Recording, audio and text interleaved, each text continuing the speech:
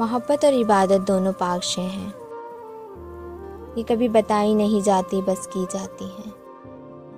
اس میں کوئی دکھاوا نہیں ہوتا، یہ تو بس سچے دل سے کی جاتی ہیں۔ اس میں کوئی زور زبردستی نہیں ہوتی، آپ چاہ کر بھی بول کر کسی سے نہیں کروا سکتے، یہ تو بس اس کی رضا میں قید ہوتی ہے، جب اس کا کرم ہو جائے وہ عطا کر دیتا ہے۔ محبت اور عبادت کا شرف انسان کو بخش دیتا ہے۔ محبت اور عبادت بے غرض ہوتی ہے، خاص ہوتی ہے، اس میں شدت آنے سے سونا بن جاتی ہے۔ محبت اور عبادت پاک ہوتی ہے،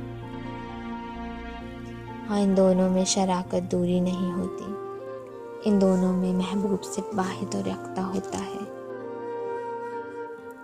وہ بلائے بس دیدار نہ کرنا، لبیک کی صدا دینا، محبوب کی خوشی کے آگے سر خم کر دینا، اور جب واپس ہو رخسار پر اشک جاری ہو جانا، لمحہ بھر لمحہ انتظار کی قید میں رہنا کہ کب وہ بلائے اور میں حاضر ہو جاؤں۔